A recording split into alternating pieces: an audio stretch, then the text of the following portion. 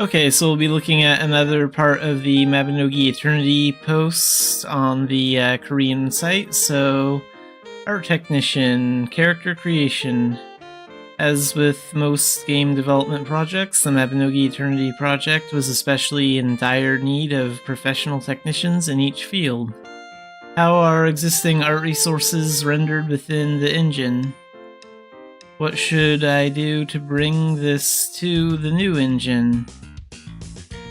There are always many different types of costumes and hair in Mabinogi. What should I do to make this movement more natural?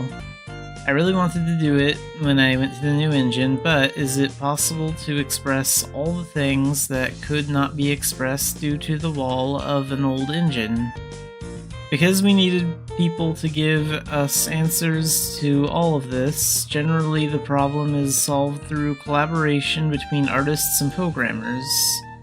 In order to develop more quickly and reliably, we had to reduce the depth of communication.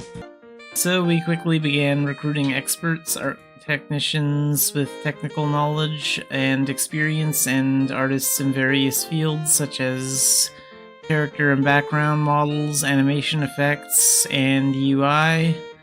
We hired a technical artist to handle graphics within the new engine, such as shader development and optimization. When it comes to shader porting, shouldn't we just look at the code and import it?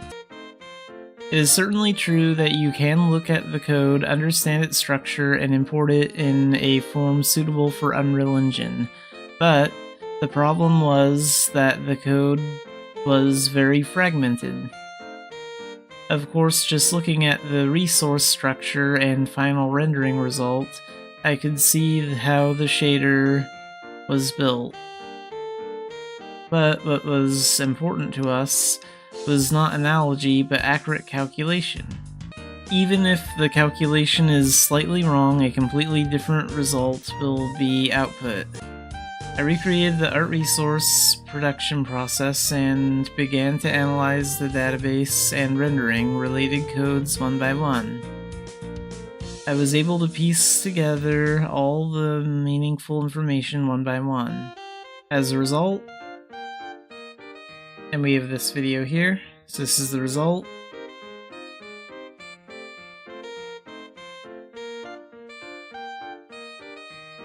Neo uploaded to Unreal Engine to commemorate the success of Pleon shader porting. But it doesn't end here. As I was enjoying the joy of completing a successful shader port, I heard countless voices. So, when we get the light, it starts to sparkle, right? We can just set up the light when we take a screenshot, right? Right now, some outlines come out and some don't. Is everything coming out now? The color of the outline is also just showing off the dye color. My hair is sticking out through my clothes. Are you going to fix this too? Is my hair blowing in the wind now? Of course, it was just the beginning. What was fortunate, though, was that we had invited experts in each field. Please allow character shaders to respond to various light sources. You may be wondering how obvious this is. When using Unreal Engine, it is natural for 3D models to react to various light sources. The Eternity project inherits the flat yet unique colors of the current Mabinogi, while at the same time, the goal is to be able to interact with the variety of light sources. However, it is difficult to achieve both purposes simultaneously with the basic shading model provided by Unreal Engine. We created a custom shading model by modifying the engine code.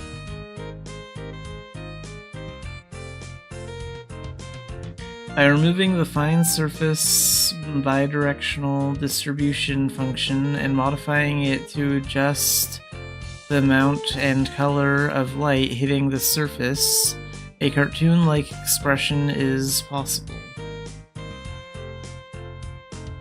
It was tuned to be affected by various fixed and dynamic light sources and provided to character shader creators.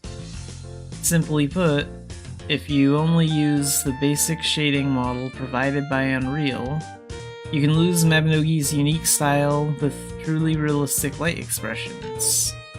Unable to react to different light sources or only see the results of one or the other. There are many different solutions to this, but we chose to create a shading model unique to Mabinogi. And here you can see the default lit and the unlit.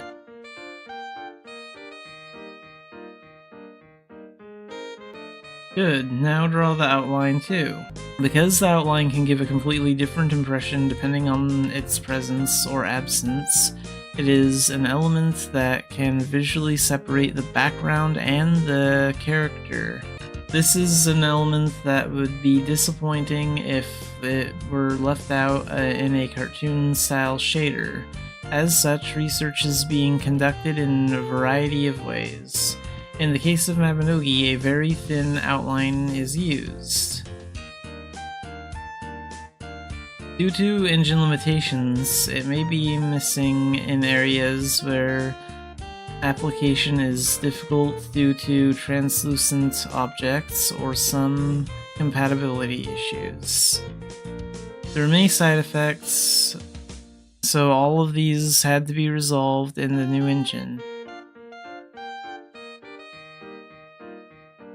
There are several ways to handle outlines. We tried many different things to find a method that suited Mabinogi's needs. In order to create a sensuous outline in a Mabinogi style while reducing man-hours costs, we chose the scene depth processing method, rather than simply transplanting the existing feeling, so that the color of the clothes shines through, so that the lines remain constant even when the distance increases, so that the lines disappear as the distance increases. To draw or not draw certain parts, to draw lines in translucent materials, etc., we encountered and dealt with a variety of issues. I was proud of the process of mixing and applying non-open technologies and working with character artists.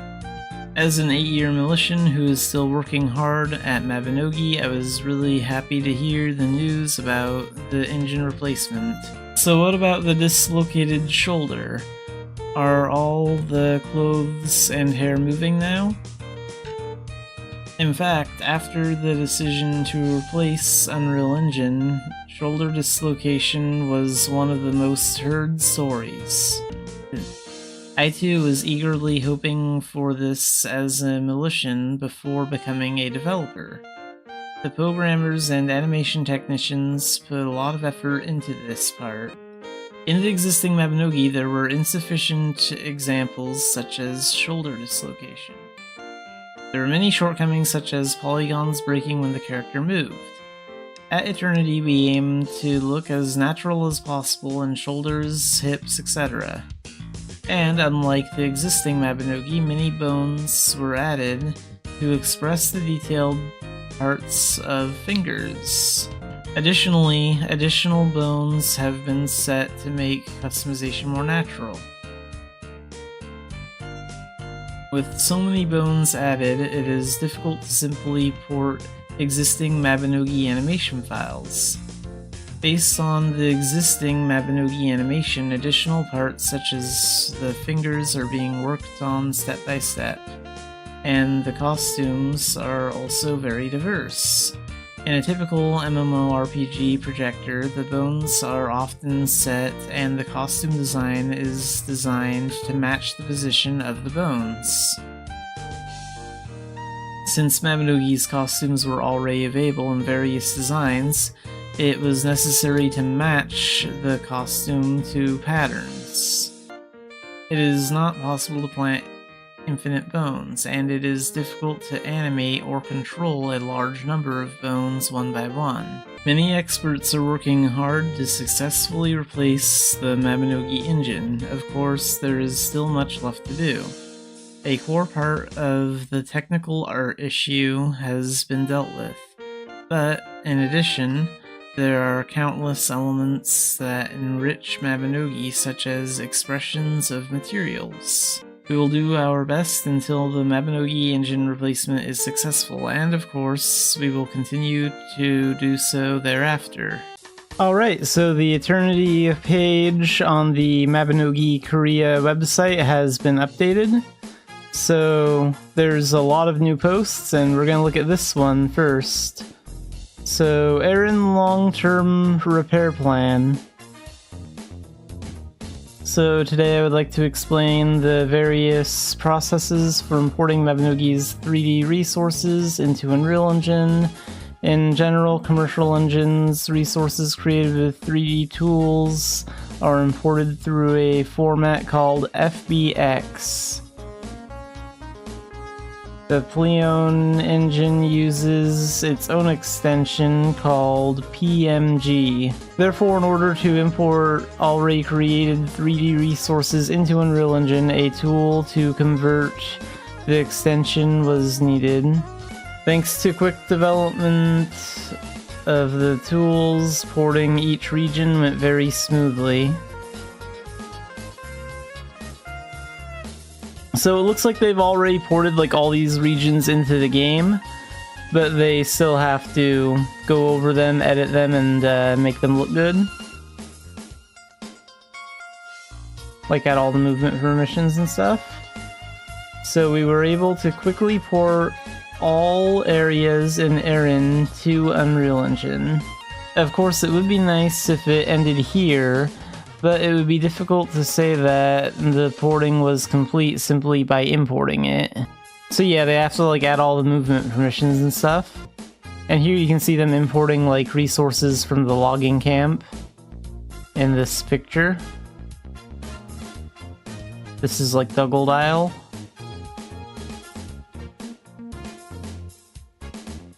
Since detailed materials were not expressed in Pleon, it was also necessary to set each material anew to suit the Unreal environment.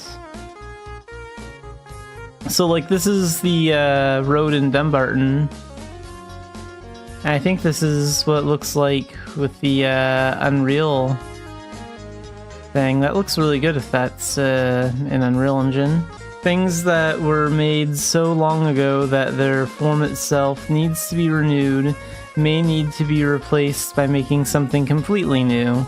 I imagine they'll have to do a lot of that for like the insides of buildings and stuff, especially since like the insides of a lot of buildings are like 2D and look really crappy when you actually move the camera angle around in there. But here we can actually finally get like a good view of Dumbarton. So you can see how they changed like the entrance to Dumbarton here, and this looks really good.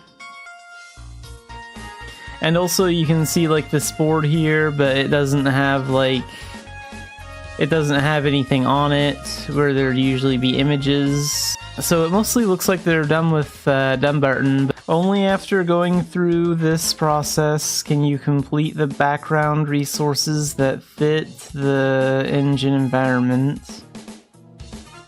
Fortunately, all regions were quickly imported using the porting tool. It was pointless to transplant the costumes and hair in their basic form. The framework and wires themselves are lacking to provide natural movement. This is because the skin of the hands and feet also had to be replaced. Because there were many parts that were difficult to meet Eternity's standards, it was in a state where it could only be brought in after some processing had been completed from the beginning. First, rather than taking the basic form as is, we proceed with modeling work to process it to meet Eternity's standards. In particular, we add more wires so that not only the hands and skin, but also the clothes and hair can move naturally.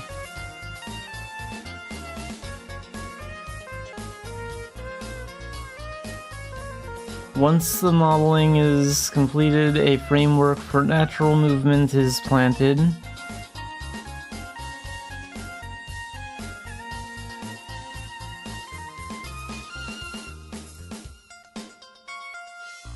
If you make various settings so that the skeleton can move well... Okay, here's a video. Let's see that. Yeah, that looks really good.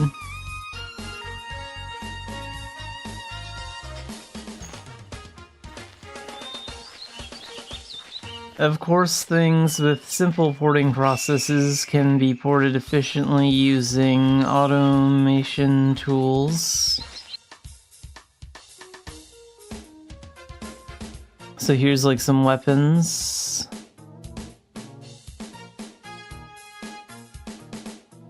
As the final resource production is completed after going through such a variety of processes, the efficiency of the overall process is very important, as there is a lot of work to be done. We are building a solid foundation so that we can build on it without collapsing. So we saw this in the Korean fantasy party. They're like changing outfits and showing how like the hair and the outfits move. So this looks really good.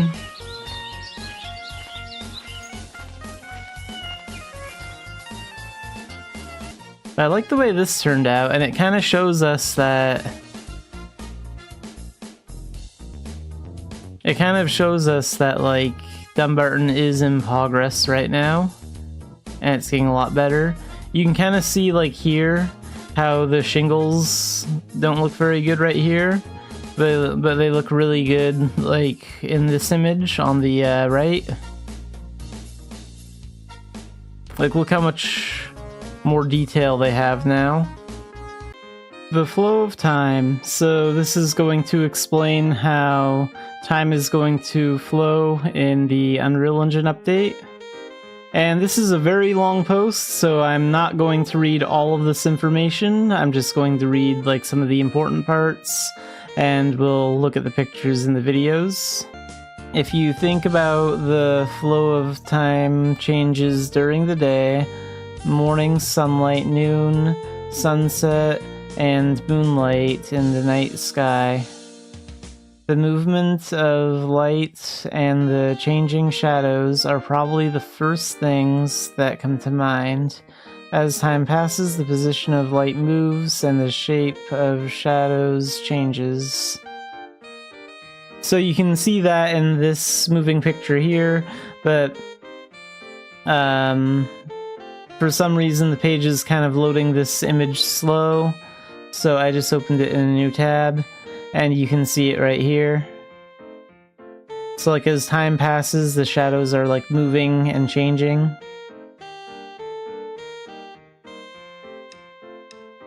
So light movement and shadow movement changes.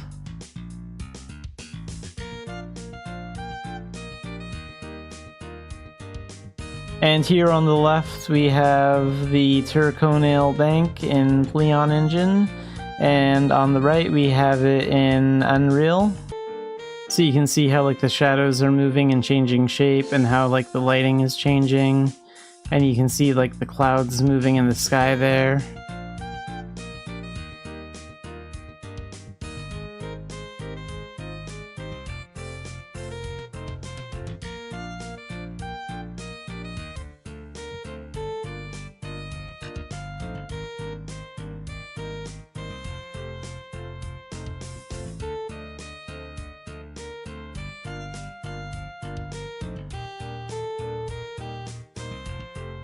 Yeah, these videos don't want to load on this page for some reason.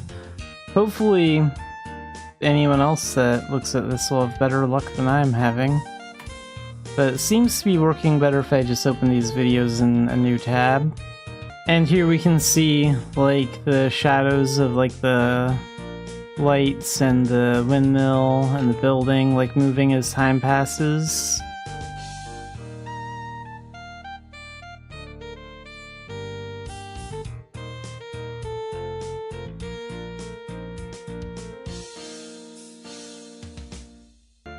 And here you can see how, like, the sky is changing over the windmill. So this is, like, the day going by.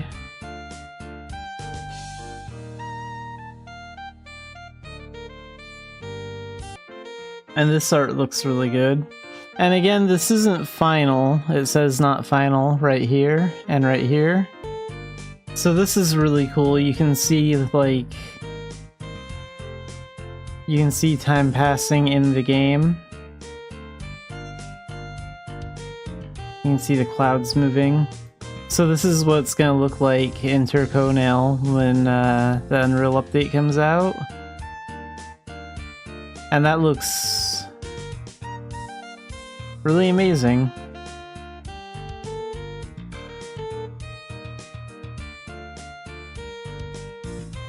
And here we can see, like, the shadows move, like the shadows of the fence here. So we can see that the shadows are starting to become more visible and show. And then they're slowly moving as time passes, like the sun is moving, the shadows are moving the opposite direction.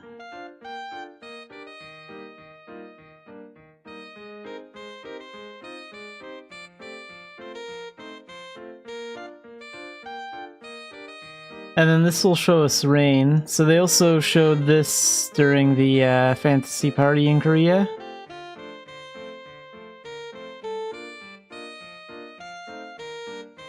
So you can see the rain, and you can see how the wood is darker because it's wet.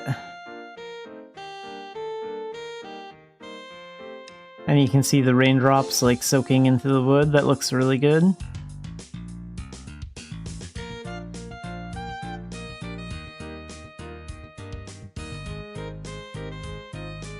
And you can see, like, how the roof looks a little bit darker, like here.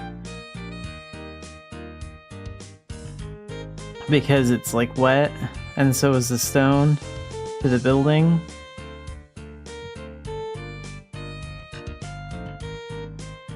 So the rain effect looks really cool too. So yeah, this is gonna be how, like, time will pass differently. This is all about, like, how time will pass differently in Unreal 5, and how, like, weather effects, like rain, will look. So this is a pretty long post, and maybe that's why some of these things are having some trouble loading. But I would recommend taking a look at it.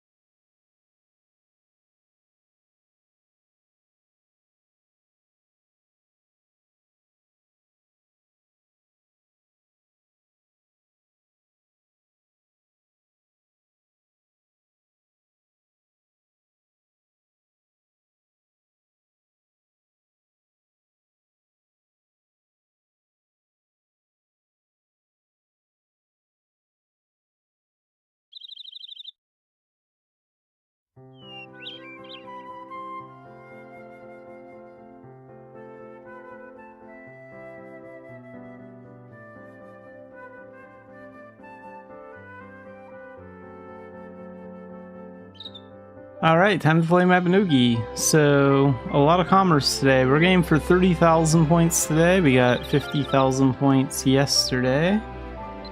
Got to gold 4. So I need 60,000 points to reach gold 3. And we're going to get 30k today and 30k tomorrow. Get that done.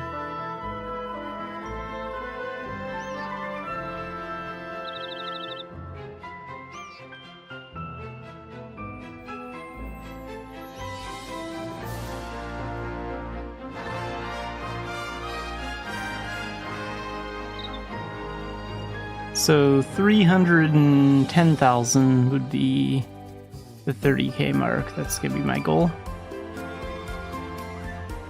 Alright, let's get started. So first we need to go to Dumbarton and get some speed potions.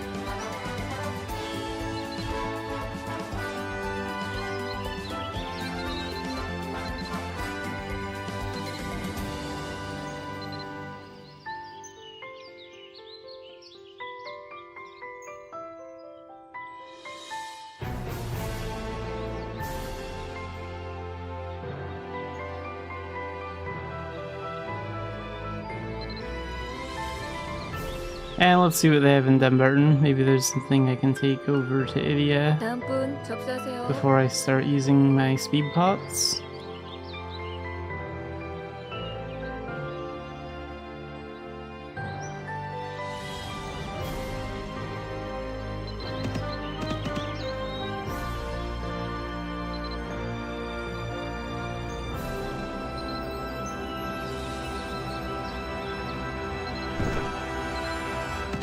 Alright, so we'll take this stuff over to Core Village.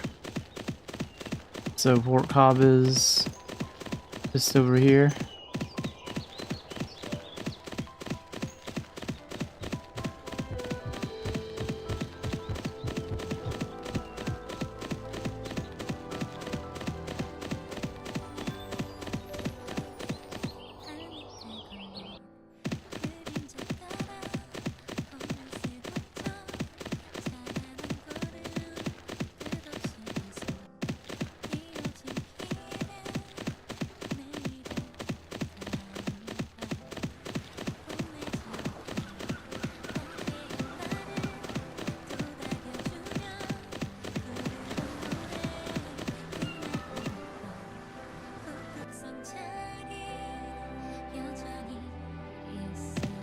Oh good, got on the ship at a pretty good time.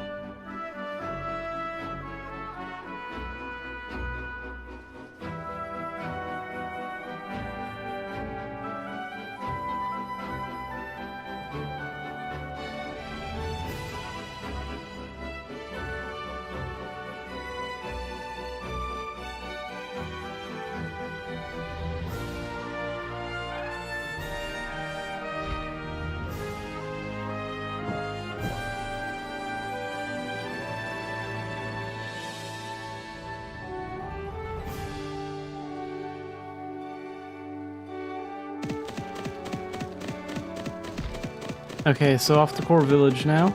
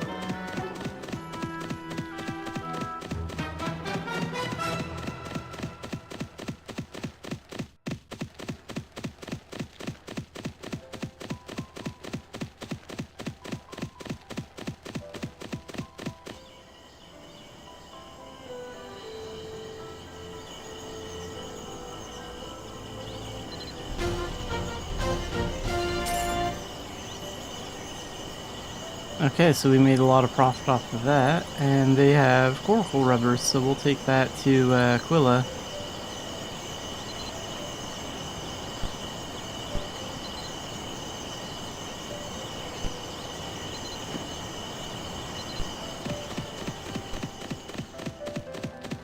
So now back to the Aquila area.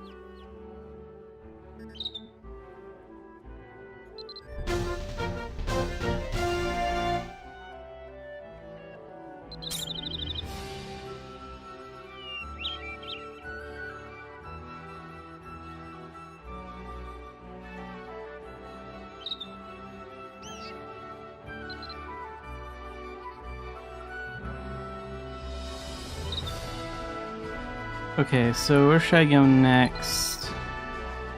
Let's check out Tailton, see what they have over there.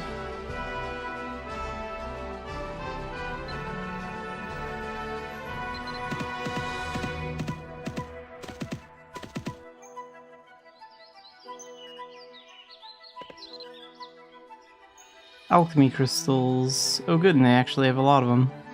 So I should take these to E-Main for 341.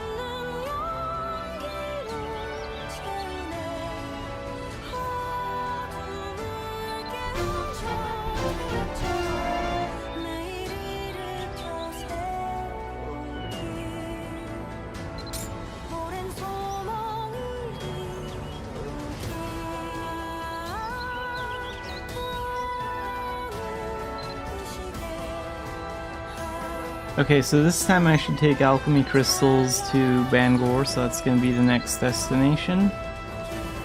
Like, they still have some in stock, and they go for $275 over there, so... The price dropped in E-Main because I just took alchemy crystals to E-Main. So they have a lot now, they obviously don't need more.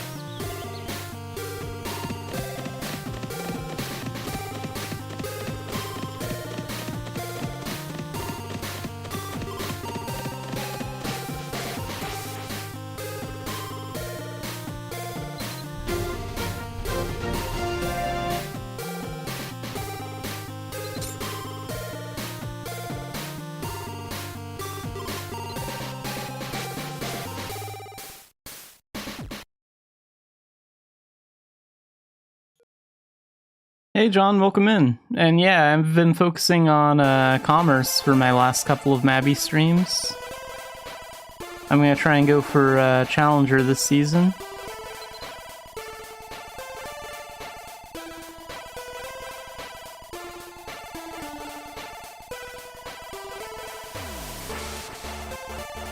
Let's try Tur next. I don't think I've traded from there today. My Dunbarton rating's max. What areas do I have maxed out?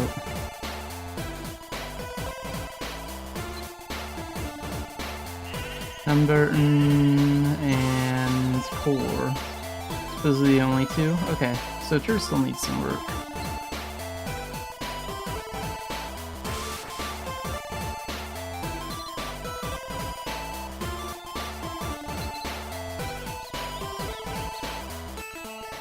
$87 in Tara and 41.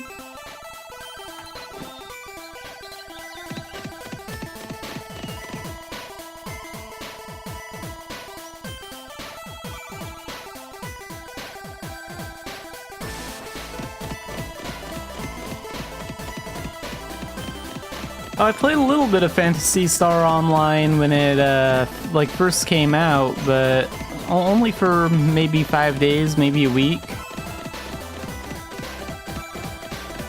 They wanted me to download like a 80 or 90 gigabyte game. Like it was like 10 gigabytes for the launcher and then like an additional like 80 gigs after that. And then about a week later they wanted to do like a 30 gig patch, and this was when I had slow internet, so I was like, nah, forget this. So I uninstalled it.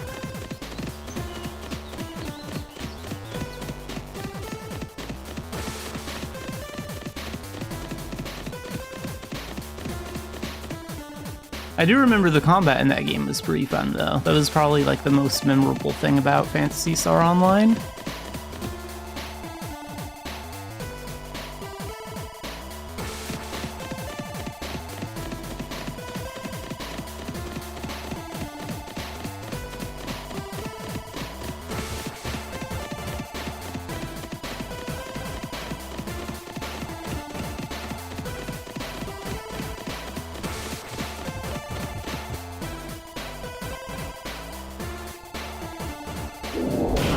So when you're talking about like running dungeons in Mabinogi is similar, are you talking about like just the endgame dungeons, or like all the dungeons in Mabinogi in general?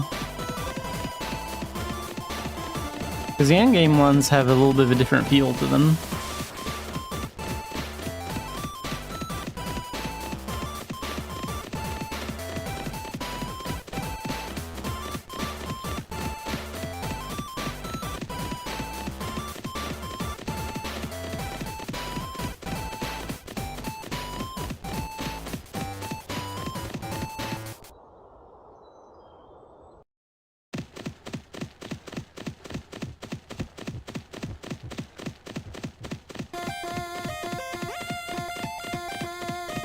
Phantasy Star Universe. Is there anything wrong with like the official servers? I haven't really played the game enough on the official servers to like know anything.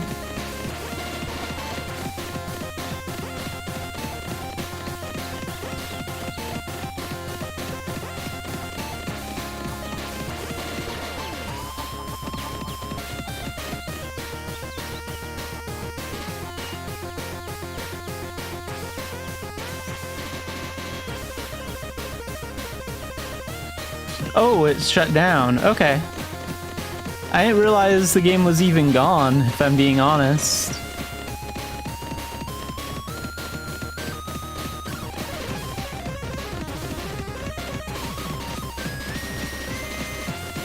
Yeah, I'm fine with checking that out then.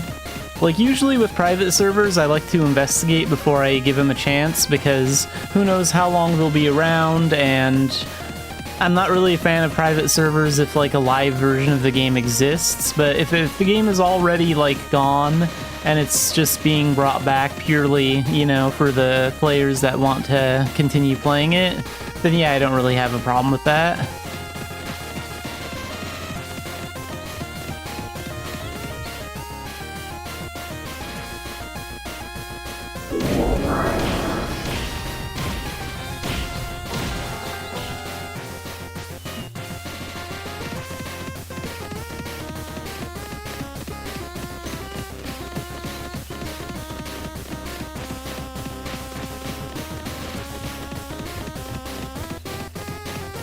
But yeah, I'd be willing to take a second look because, like, all I mostly remember about it was the combat was good, and like that's enough for me to at least be willing to jump back into it, check it out.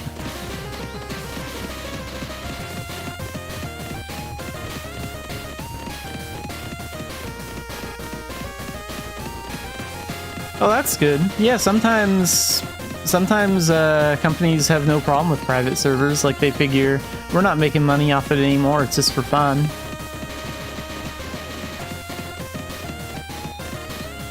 That means there's not, it's not likely to shut down then, which is good because Sega isn't going after them.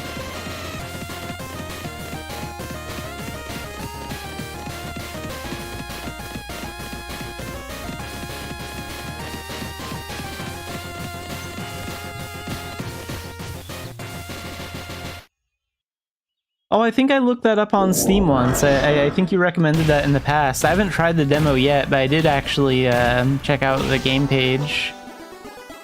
So yeah, I'll maybe download that demo, try it out in a few days.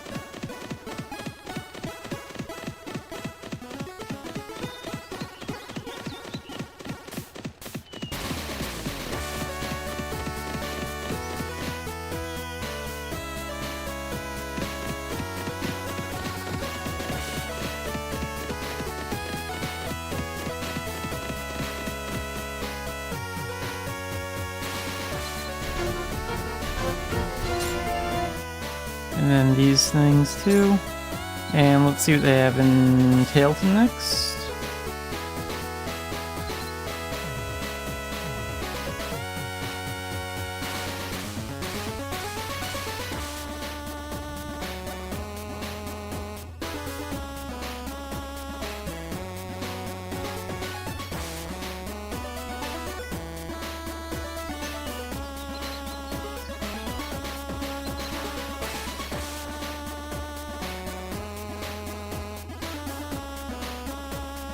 Looks like I'm going to E-main.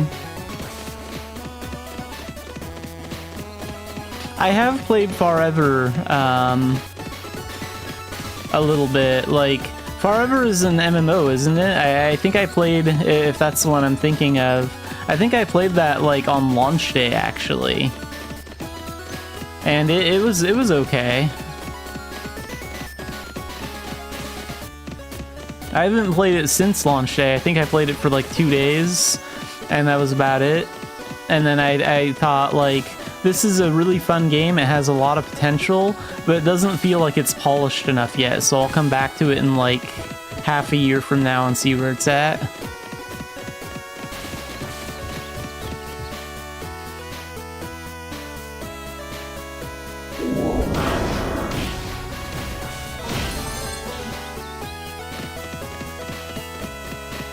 Surprisingly, I didn't have any crashes. Like, I played on launch day and like, yeah, there was lag here and there, but I don't think I crashed one time.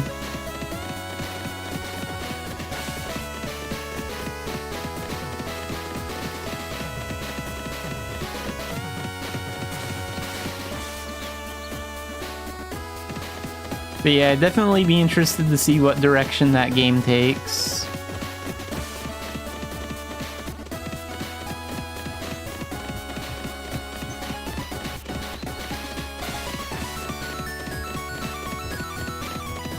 I think the part I enjoyed most about Forever was like the level of exploration. Like, there was a reason to try and go just about anywhere. Like, I didn't pay that much attention to the story. I was more focused on just having fun exploring the map. Like, I want to unmap this place. I want to see what's over here and over here.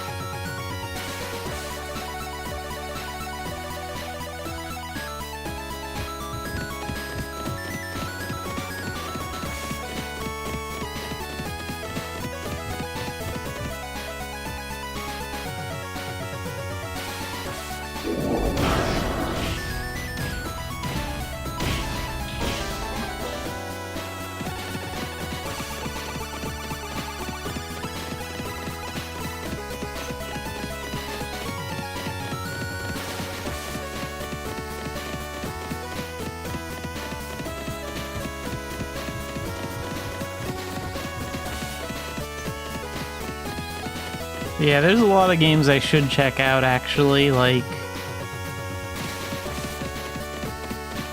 Maybe I'll look into that Fantasy Star one and that other game, like, trying those out maybe this weekend or something. Because, like, right now I'm mostly Mabinogi focused. I'm kind of waiting for DLC to come out for Contraband Police, so... I do have a little bit of side time to check out, like, another game right now. While I wait. Yeah, sure. Go ahead and send me the links and that'll help me remember too, because like sometimes like when I'm done streaming, I mean to check things out, and then like I'm just like, ugh, I'm so tired, I'm gonna watch a YouTube video or something instead, and then like a day or two later I'm like, oh yeah, there's this one thing I should check out that someone recommended to me.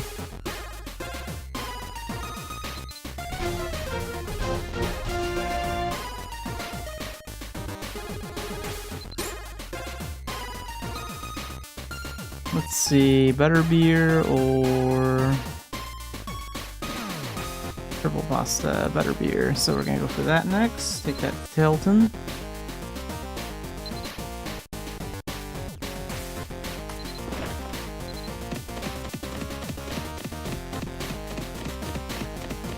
A lot of back and forth. Let's 296,000. I'm gonna get to 310,000 points on the chart today in my ranks, and then I'll get 30,000 more points tomorrow and get to gold 3, I think.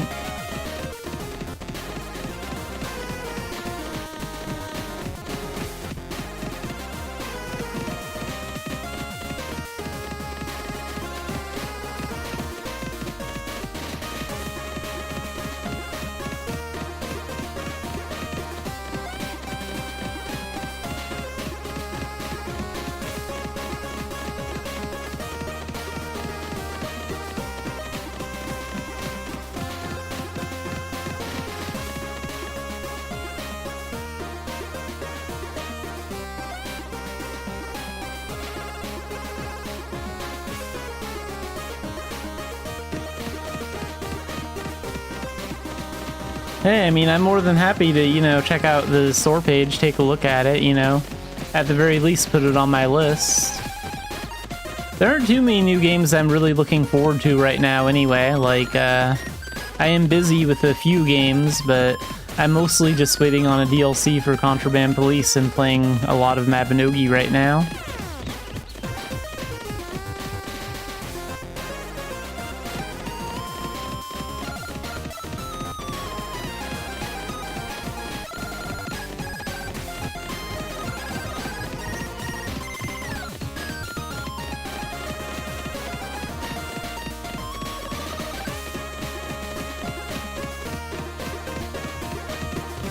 I am looking forward to Mabinogi Mobile, though. That's gonna... The official Japanese servers for that are, like, coming up pretty soon, and then there's no announced date for the American version, but they do say it's probably gonna be in 2026.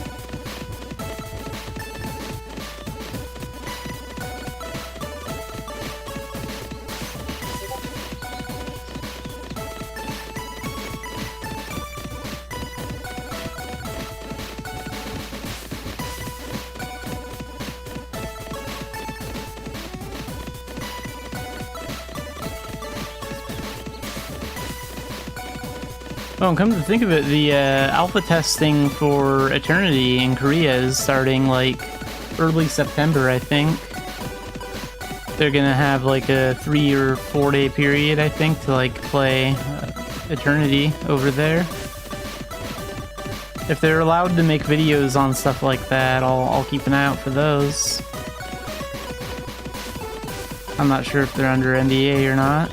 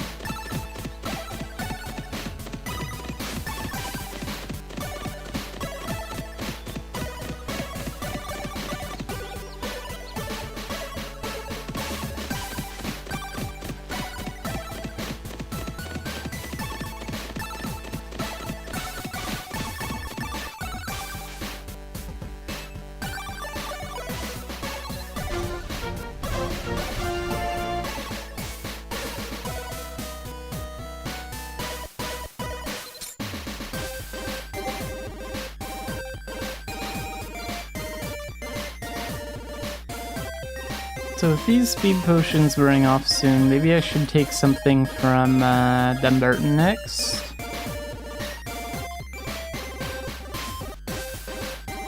Get some big profits overseas.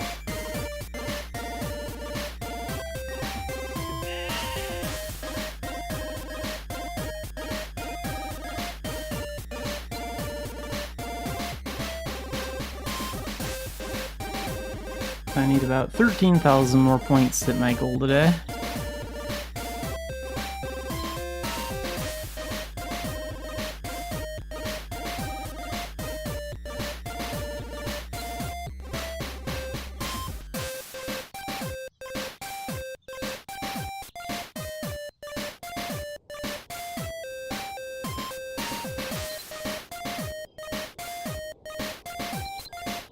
Oh no, they don't have any of those. Okay, so what about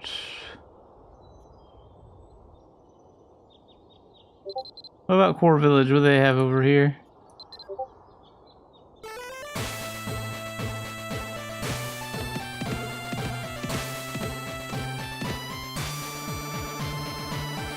Hey, this time I get to carry capes. Most of the time my alpaca lets my giant actually ride him, so that's nice.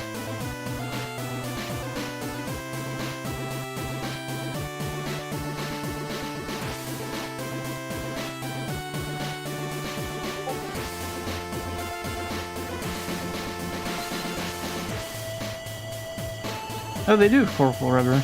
Okay, we'll take that to Philia for 349. Maybe if they have some Philia-style jerky, I'll take that overseas. I'll have speed potions active. Well, that doesn't matter. It'll waste a little bit of a speed potion, but who cares? I still have like 3 left. It's not a big deal.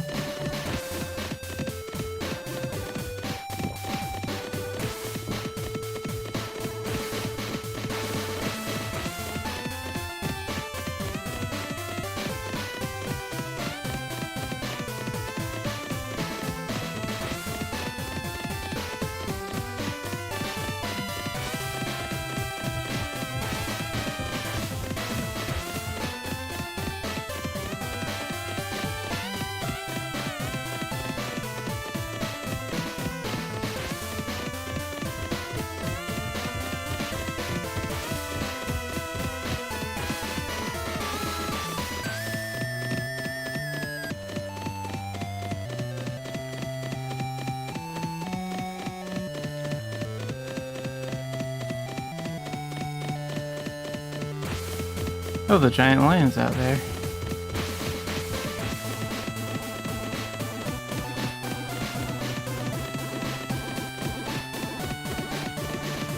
When I was in a guild, I actually did, like, there are special guild missions you can do, and one of them is take down the giant lion. I did take him down in that solo. Mostly by spamming Final Hit. Well, not Final Hit, Final Strike, the giant version of Final Hit.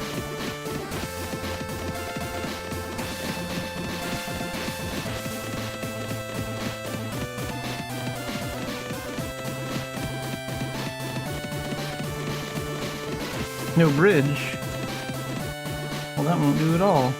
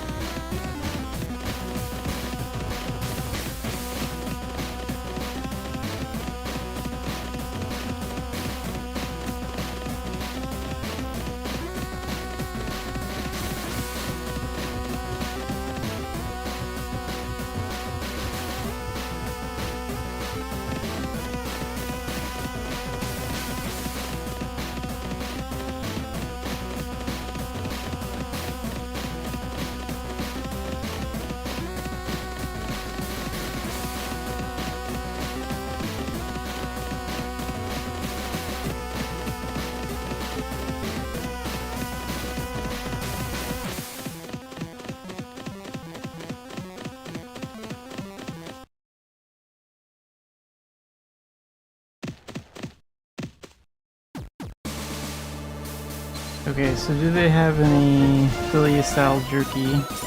They do. How much? 31. And they also have some rock salt. Yeah, okay, I guess I can do that. So partner and camel. I'll buy that. Gonna take that to Tilton, I think, and then the salt, I can sell that in Tilton as well, that's fine.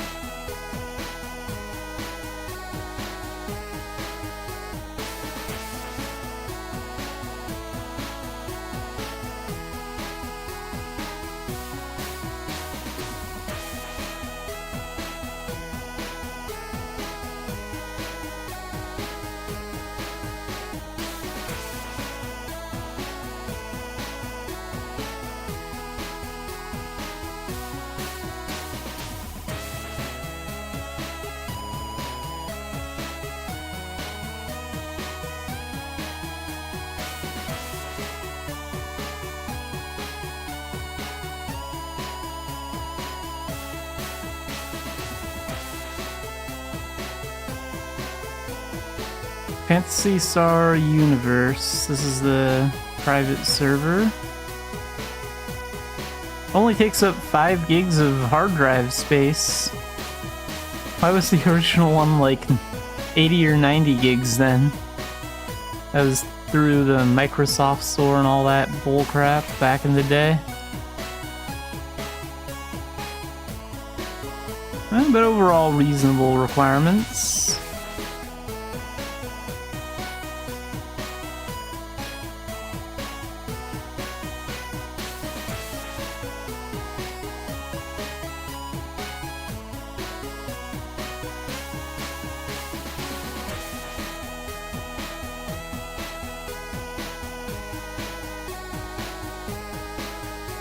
Let's take a look at the wiki.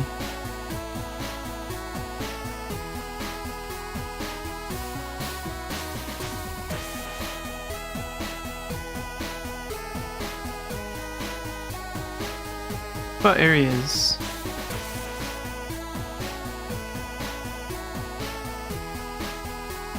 See some visuals.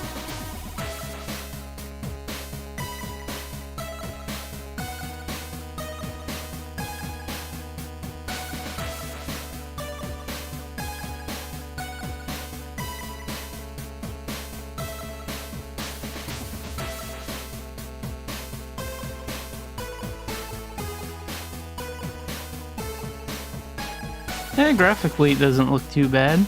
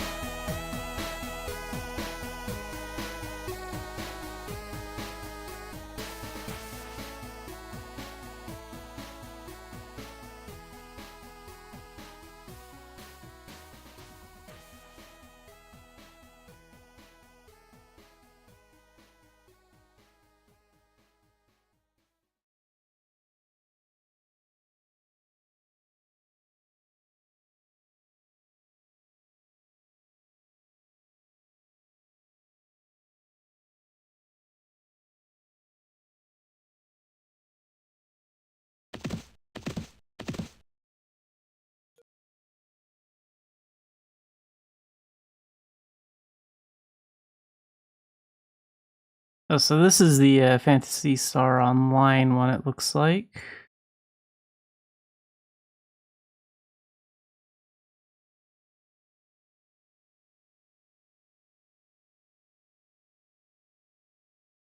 Okay, let's see.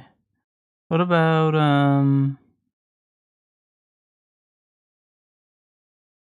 what are the download, like, requirements, though? I'll take a look at that later.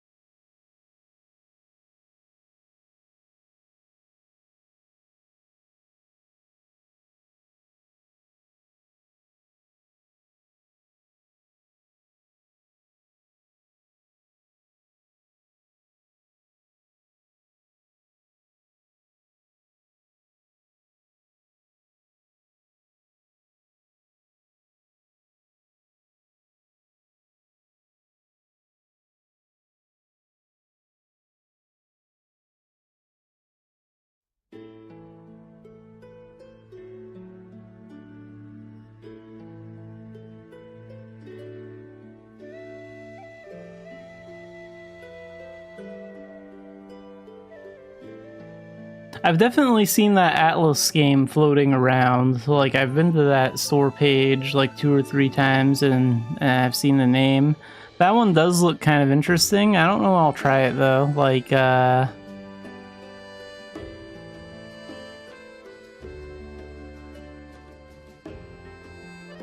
might wait a little while to buy it.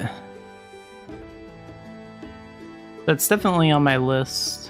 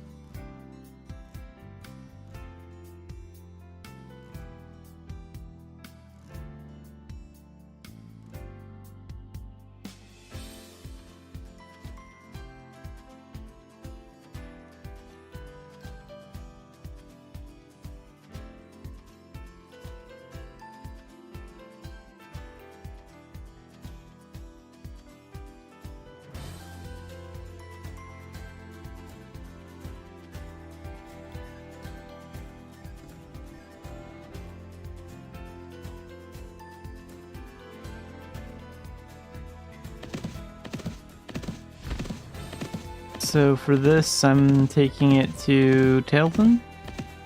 And same goes for the Phileas style jerky. Yeah. All the way to Tailton.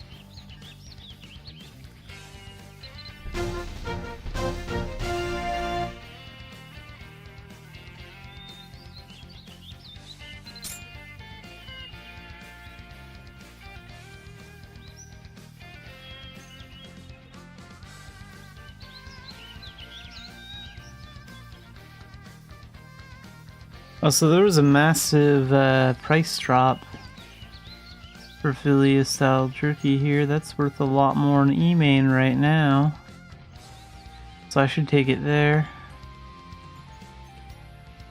Okay. That's a little unfortunate, but not a problem.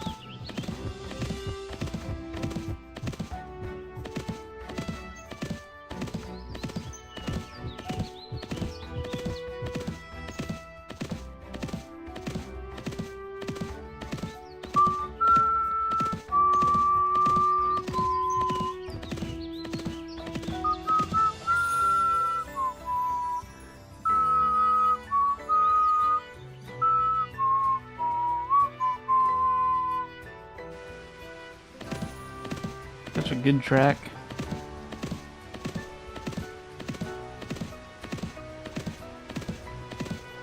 Okay, so E-main's over this way.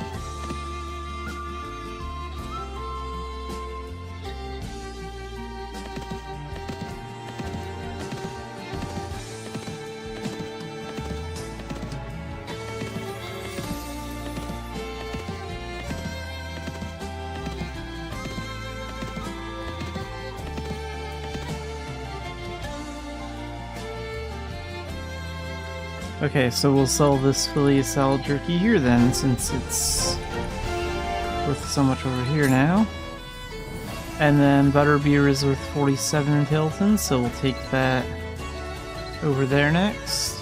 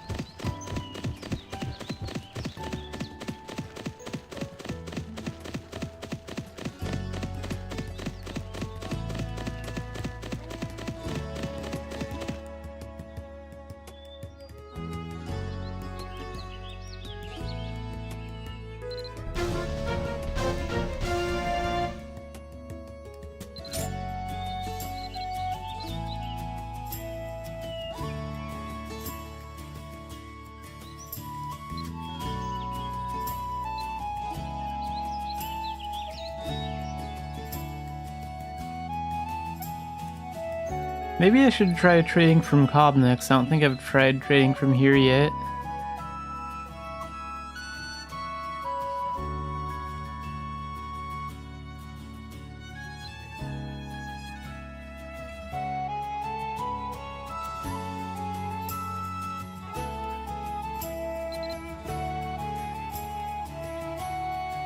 This NPC is still here? What do they even do? I don't even remember.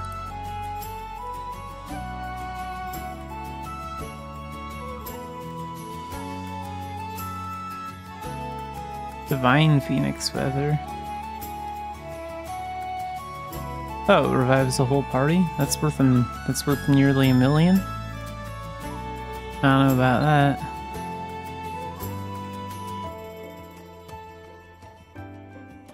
And she permanently sells the Abyss Dragon, Fallen Fairy, Scooter, and 35 million for a sheep? No, that... What do those sheep do anyway? I don't think that's right. Like, these pets to me seem... Well, at least the Fallen Fairy and the... Oh wait, no, the Fallen Fairy is 35 million as well. Even the Fallen Fairy is... Is that overpriced? I don't know. Is that really worth 35 million gold these days? I mean, it does have that nice burn effect when it's summoned that burns the enemies, but I don't know if that's worth it on its own.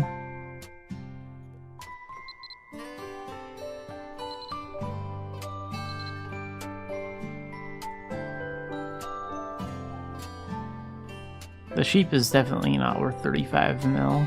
At least I don't think so.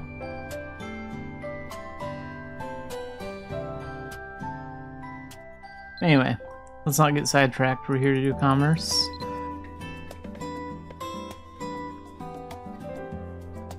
Take those skills to Tilden.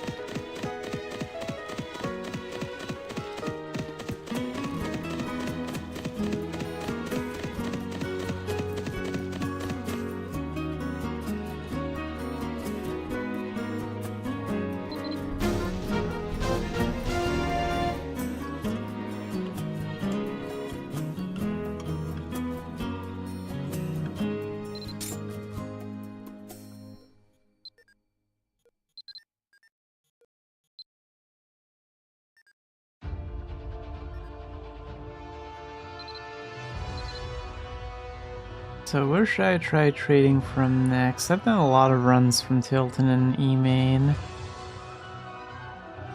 Let's try another run from Tur, maybe?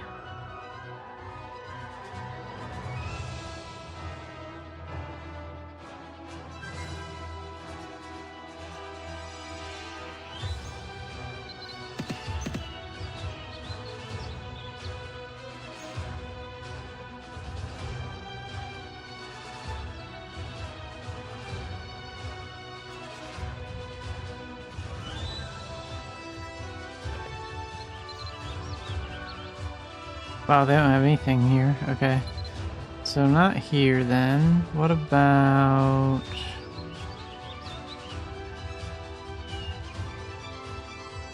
What about another run from Cobb? I've only done one run from Cobb today.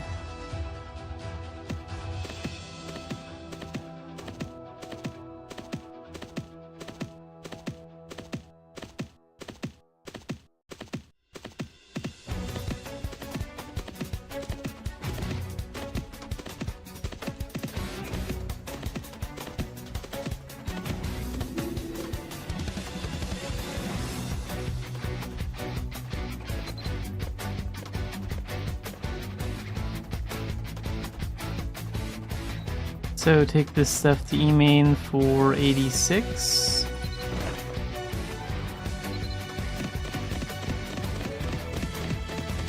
And then I'll probably do a run from E-Main to Tailton.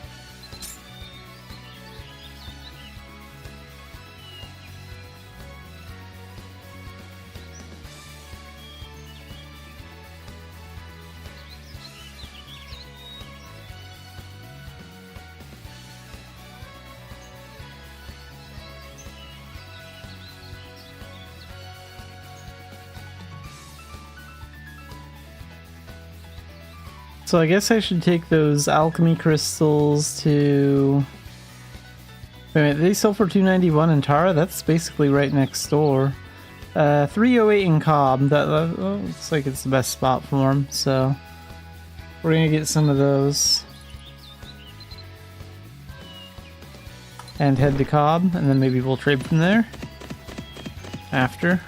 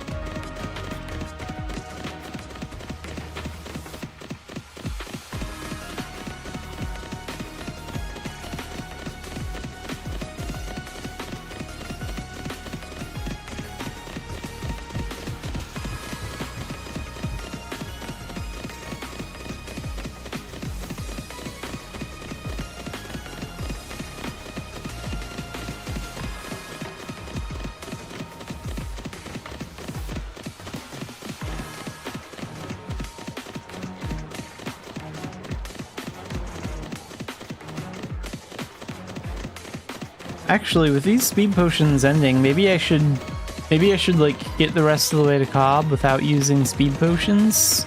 And then maybe I should trade something overseas. Like we'll check out Dumbarton, and if Dumbarton doesn't have anything good, we can take some stuff from Belfast and bring it into Ulan. That's what I'm kind of thinking right now.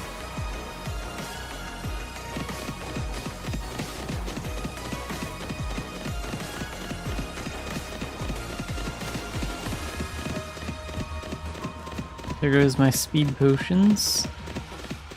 Yeah, let's do that. Let's, wait, how many do I have left? 1? No, let's not waste it yet.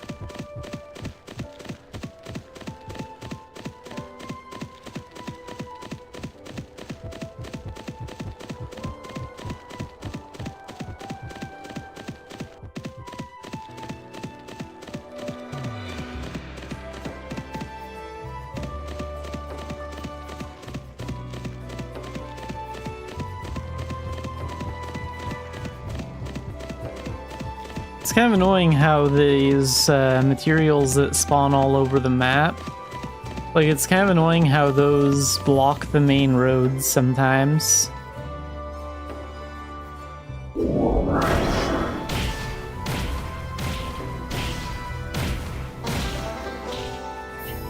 It'd be nice if they could program them to spawn like off to the sides instead, and like not directly in the middle of the obvious roads between towns, because it's not a major inconvenience, but it is like a very small inconvenience for anyone that's actually doing commerce. Because now I have to move and maneuver around all the scrap that like you put in my road.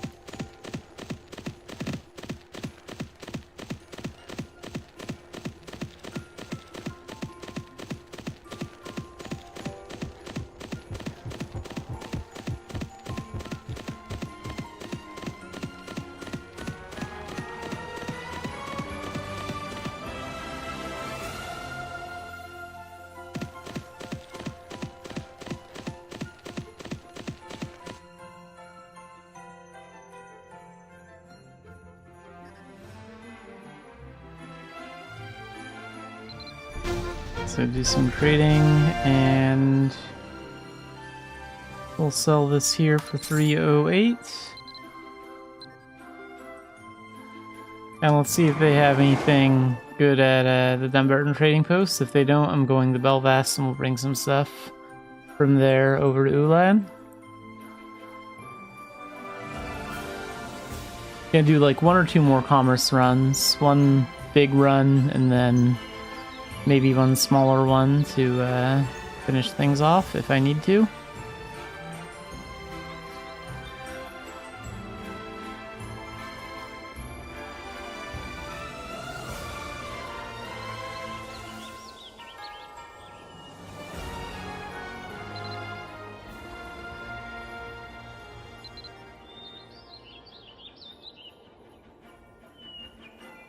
Okay, these are worth 975 at fails. Wow, that's a lot. Let's take those.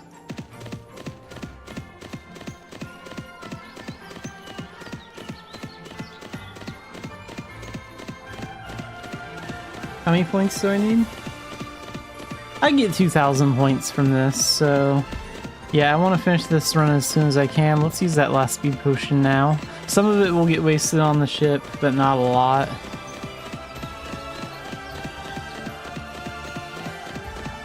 So this, assuming I can actually sell it at Vales, like assuming the price doesn't drop, this will probably be the last commerce run I do for the day, because I only want to get to I only want to get to 310,000, and that'll be 30,000 points for the day, because I started out with 280,000 points.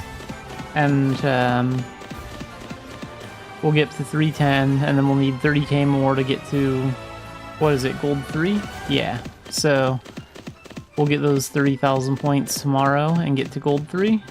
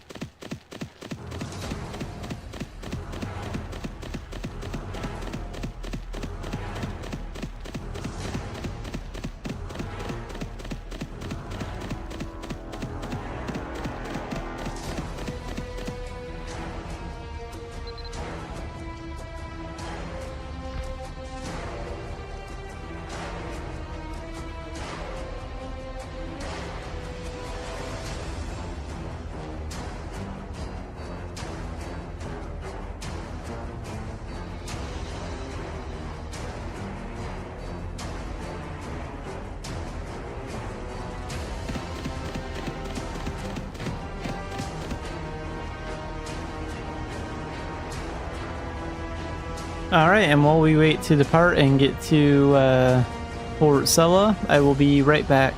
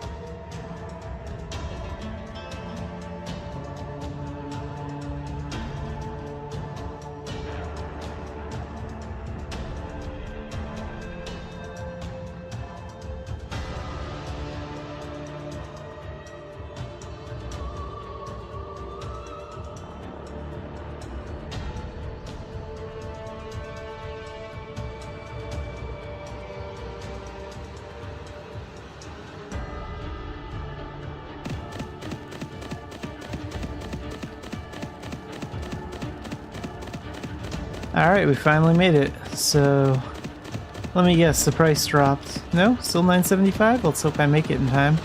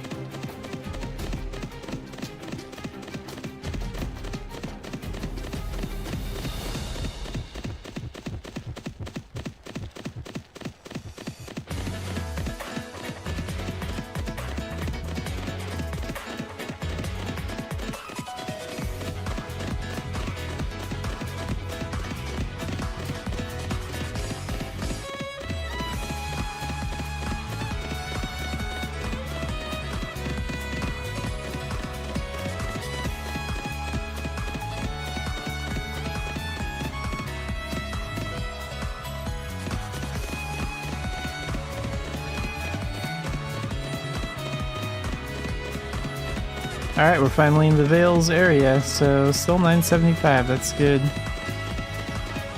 It looks like I'm gonna make it before any price changes. And that means we are done with commerce for today once we sell this stuff.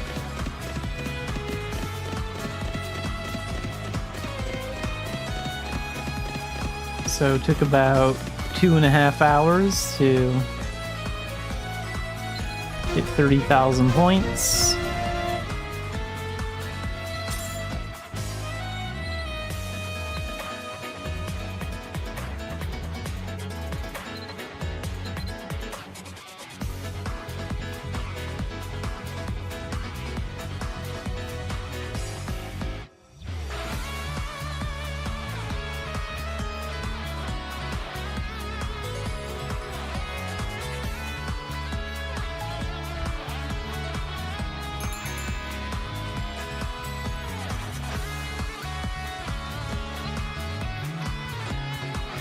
Okay, so tomorrow we're going to get up to gold 3. We'll get that full 340,000 points. And then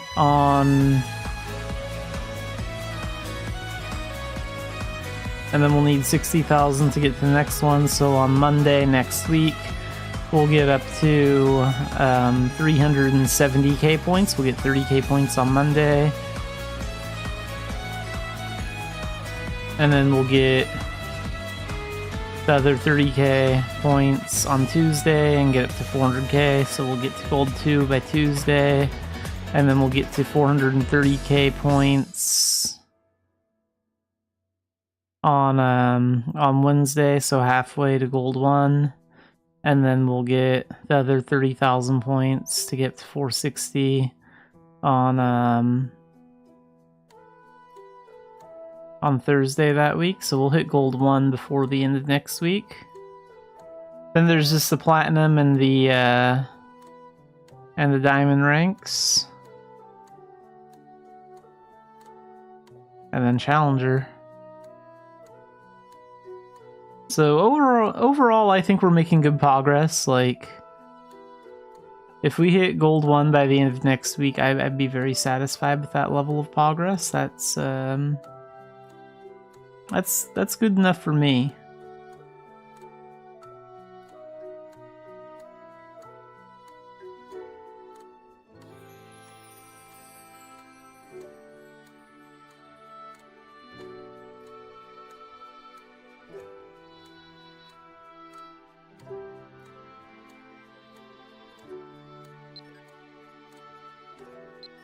So yeah, Gold 3 tomorrow, but let's wrap up the stream right around here for today, and we'll do more commerce-focused streams tomorrow.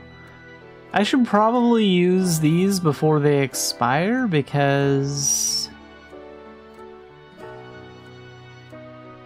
Let's do one more thing before I quit.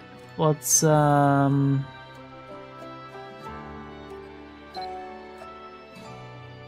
switch Arcana to...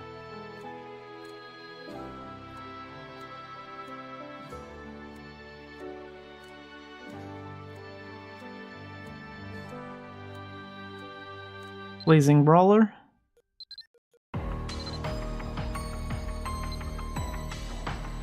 And now that we're a Blazing Brawler, let's do Rebirth, and then every time I Rebirth, I can instantly jump to level 60, so we can level up that Arcana a little bit. Otherwise, those Rebirth pots will just go to waste. I could do some Nowhere to Run runs, but like, I don't really feel like it if I'm being honest. Like, I'm putting all my focus on commerce right now. I don't really feel like wasting time doing those Nowhere to Run runs for levels.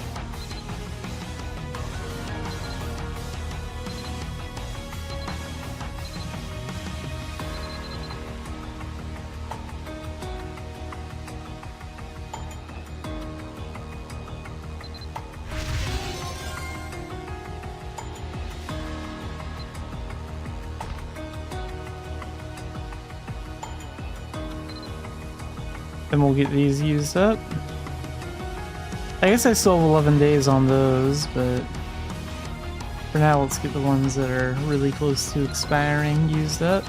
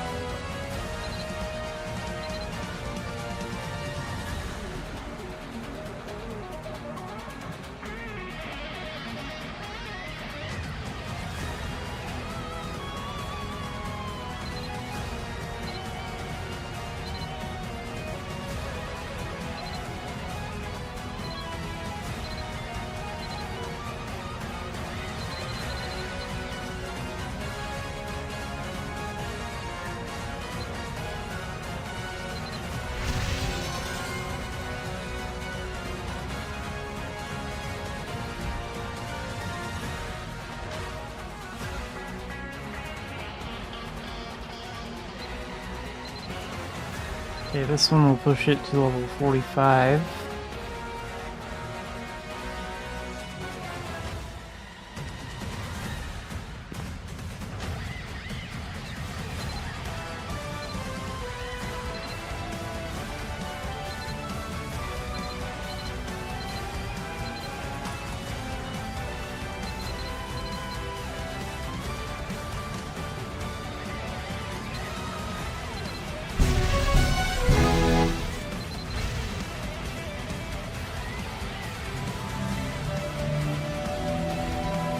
And then we have these 4 pots down here.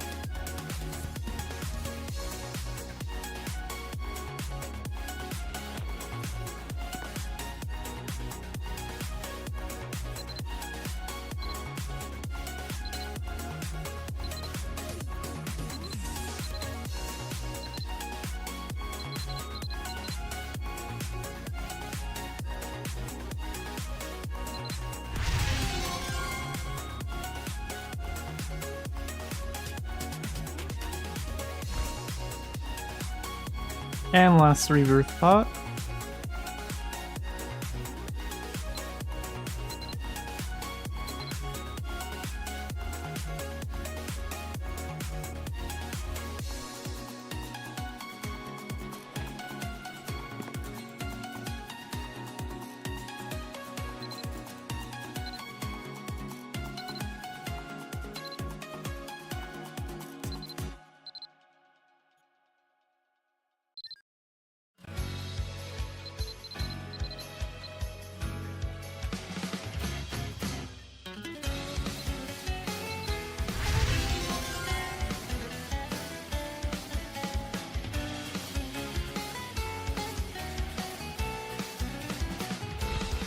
And then let's use this, the Forgetful Potion. This will reset my level to 1. So it's a little more inconvenient to not use Dark Diviner for commerce, but I think for a little bit tomorrow I'll just use, I'll stay in Blazing Brawler and just use basic magic skills. Which will be a little bit more inconvenient than using Thunderblight, but I do want to level up the Arcana a little bit.